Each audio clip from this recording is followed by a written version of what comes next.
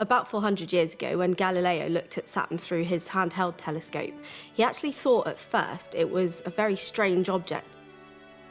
He could see the rings, but he didn't know what they were, and it looked like a face with two ears on either side.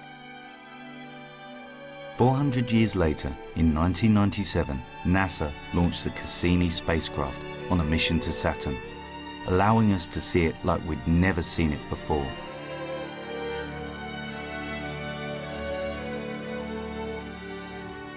By actually being at these other planets, you can learn so much more and really study them in detail.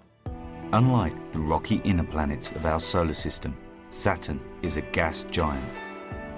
It's made from mostly hydrogen and helium, so you couldn't really land on its surface. The gases that compose Saturn are lighter than water, so if you could find a swimming pool big enough and to put Saturn in it, it would float. Of course, what really makes Saturn stand out from the other planets is its spectacular rings. So Saturn's rings are very, very thin in comparison to how wide they are. They're very thin, so if you look at them edge on, you can barely see them. And they're made from a mix of things, mostly from ice, water ice, which means that they're very reflective, and that's why we can see them from Earth.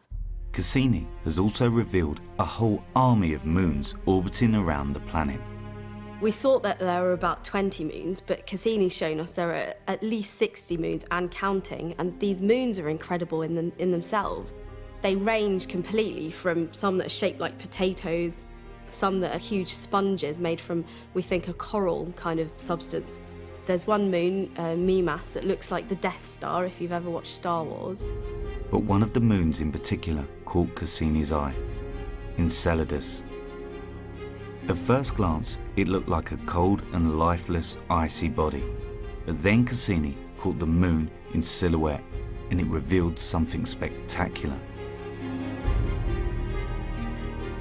Geysers erupting through Enceladus's icy crust, shooting water vapour out into space.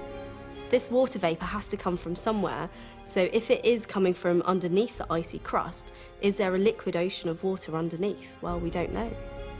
Most of Saturn's moons, including Enceladus, are tiny, but one is a giant, Titan, nearly half the size of the Earth.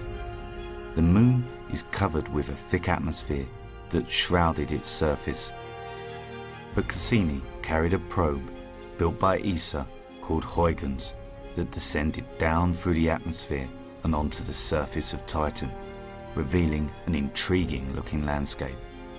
There's river valleys and dunes, and it's very much like a young Earth. If you could go to Earth 5 billion years ago, this is kind of what Titan looks like now. There's liquid oceans on the surface of Titan, but they're not liquid water, they're liquid methane, and methane's a gas on Earth.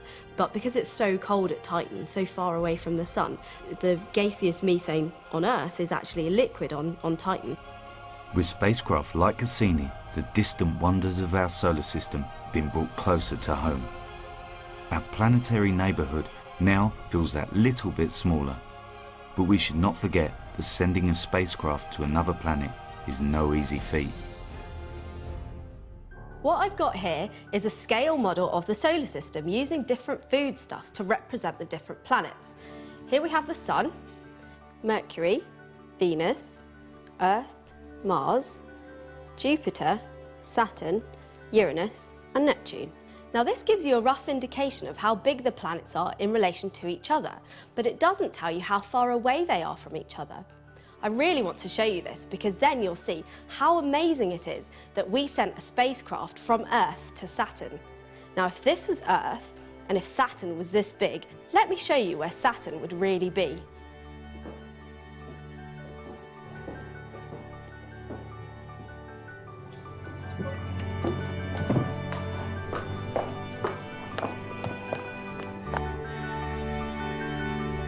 I've just passed Mars.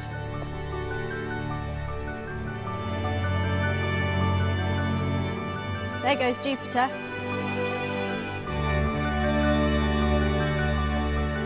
It would be here. That's 550 metres on the scale of this line, or in reality, 1.3 billion kilometres. I absolutely love working with the Cassini mission. I've learnt so much in the time that I've been on it. It took 7 years to get to Saturn, but it gives us data every single day. You just don't know what tomorrow is going to bring.